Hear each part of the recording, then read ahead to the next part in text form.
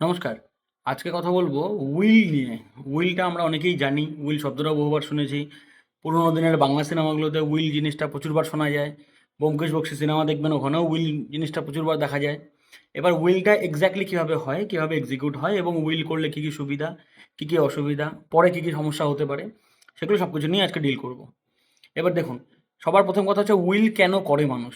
Will করার পেছনে একটা বড় কারণ হচ্ছে যে একটা মানুষ যখন দুটো তিনটে কারণে হতে পারে।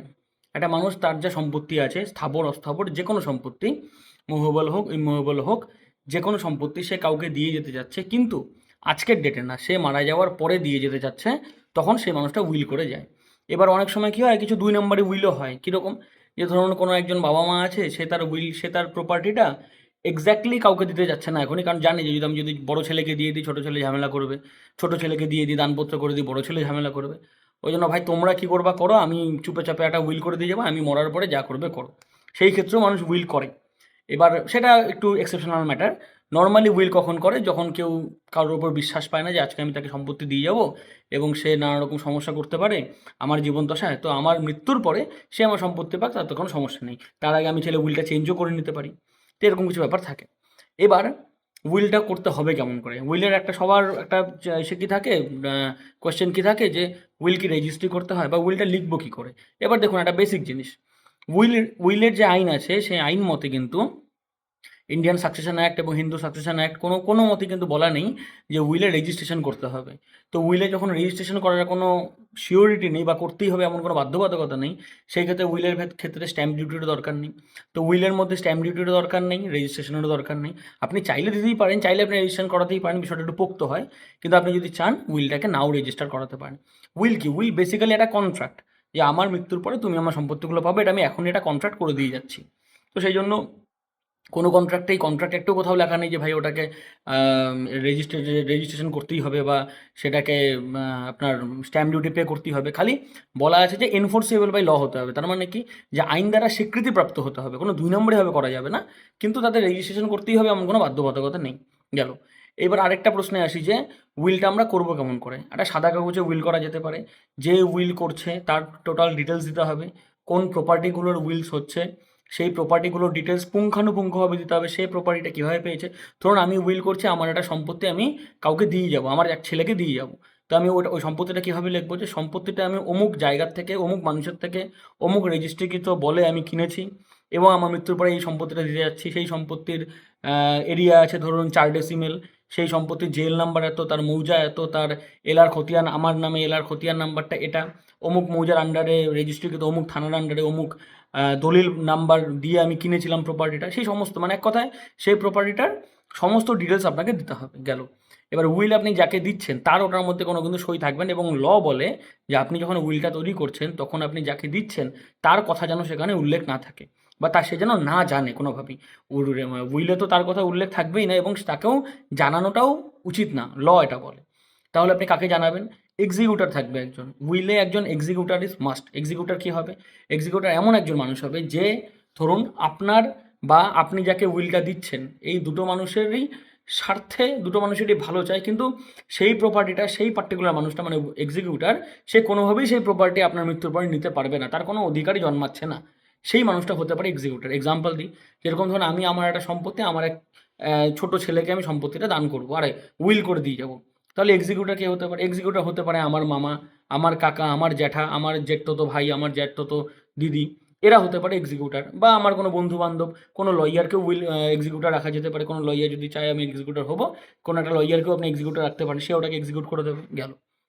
তো এই এক্সিকিউটর যাকে দিচ্ছেন তার টোটাল ডিটেলস সেখানে থাকতে হবে, কারণ আপনার মৃত্যুর পরে কিন্তু সেই এক্সিকিউটর কোর্টে গিয়েই ওই উইলটাকে এনফোর্সেবল করবে বা যেটাকে আমরা বলি প্রোবেট করবে। এবার তাহলে আরেকটা কোশ্চেনে আসি যে প্রোবেট কী জিনিস? প্রোবেট কী জিনিস? যে আপনি যখন উইলটা করছেন এবং আপনার মারা যাওয়ার পরে ওই উইলটা যে আপনি সত্যি সত্যি করে গেছেন, আপনার যে টোটাল ফ্রি কনসেন্ট ছিল, কোনো কোয়ারশন, মিসরিপ্রেজেন্টেশন, ফ্রড এগুলো দ্বারা যে আপনি উইলটা করেননি, সেটা আপনাকে দেখিয়ে যেতে হবে। সেটা সেই এক্সিকিউটর গিয়ে প্রমাণ করবে। কীভাবে প্রমাণ করবে? সে কোর্টে একটা মামলা ফাইল করবে প্রোবেটের, এবং কোর্টে মামলা কার এগেনস্টে ফাইল করবে? আপনার মৃত্যুর পরে আপনার নর্মাল উত্তরাধিকার যারা আছে, যাদেরকে আপনি উইলটা দেননি, তাদের এগেনস্টে সেই মামলাটা হবে এবং সেই মামলাটাকে আমরা বলি প্রোবেটের মামলা। প্রবেটের মামলা করা হলো, কোর্ট আপনার বাকি উত্তরাধিকারদের ডাকলো, লিগাল হেয়ারদের ডাকলো, সমন করে ডাকলো, তাদের সাক্ষী হলো, তারা হয়তো চ্যালেঞ্জ করতে পারে যে না উইলটা মিথ্যে উইল, তাহলে তারা প্রমাণ করবে। আর আপনি এক্সিকিউটর যে আছে এবং যাকে উইলটা দেওয়া হয়েছে, এরা দুজন প্রমাণ করবে যে না এই মানুষটা নিজের ইচ্ছায় স্বইচ্ছায় উইলটা বানিয়ে দিয়ে গেছে, এই পার্টিকুলার লোকটাকে উইলটা দিয়ে গেছে, মানে তার সমস্ত সম্পত্তি দিয়ে গেছে। এবার প্রবেটের যেই অর্ডার চলে আসলো, না নর্মালি এটা সিভিল সিনিয়র ডিভিশন থেকে হয় নর্মালি, এই ক্ষেত্রে দেখা যায়। এবার একটা জায়গায় জুরিসডিকশন এক এক রকম থাকতে পারে। এবার সেই কোর্ট যখন একবার অর্ডার দিয়ে দিল, তারপরে আপনি ওই প্রপার্টিটার মালিকানা সত্ত্ব পেলেন, মানে যাকে উইলটা করা হয়ে গেছিলো। এবার এক্সিকিউটারের তাহলে কাজ কি এখানে, এক্সিকিউটারের ফাংশন কি? এক্সিকিউটারের ফাংশন হচ্ছে তিনি বিনা স্বার্থে শুধুমাত্র সেই মানুষটার মানে ভালোর স্বার্থে বা তার অ্যাজ আ বন্ধু হিসাবে সেই উইলের এক্সিকিউট করে যাকে উইল দেওয়া হয়েছিল তার নামে সেটাকে করে দিল, এবং সেইটুকুই তার ফাংশন। তার মানে কিন্তু এই প্রপার্টির কোনো সিকিভাগ অংশও সেই এক্সিকিউটার পাবে না, কোনো দিনই পাবে না। সে শুধু হেল্প করবে সেই উইলটাকে এক্সিকিউট করার জন্য। এবার কোর্টের অর্ডার হয়ে গেল, তারপর সেই উইল রেজিস্ট্রিতে চলে গেল, রেজিস্ট্রি অফিস থেকে প্রপার ফিস পে করে তাকে রেজিস্ট্রি নিয়ে নিতে হবে যার নামে উইল করা হয়েছে। গেল, এই গেল মোটামুটি উইলের কনসেপ্ট। এখানে উইলের যে ড্রাফটিংটা হয়, এই ড্রাফটিংটা খুব ম্যান্ডেটারি, মানে খুব মানে ইম্পর্টেন্ট আর কি। ম্যান্ডেটারি তো অবশ্যই, সেটা খুব ইম্পর্টেন্ট কেন? কারণ এই ড্রাফটিংয়ের মধ্যেই কিন্তু কীভাবে উইলটা তৈরি করা হচ্ছে, কী কথা লেখা হচ্ছে, সেটা আদৌ রেজিস্ট্রিকৃত কিনা, নোটারাইজ কিনা বা সাদা কাগজে কিনা, সেগুলো খুব ম্যাটার করে যখন আপনি প্রবেটে যাবেন। তো এই জন্য সবথেকে ভালো বুদ্ধিমানের কাজ কি, কোনো ভালো উকিলবাবু দিয়ে আপনি উইলটাকে ড্রাফটিং করান, কোনো আতিপাতি লয়ার দিয়ে না।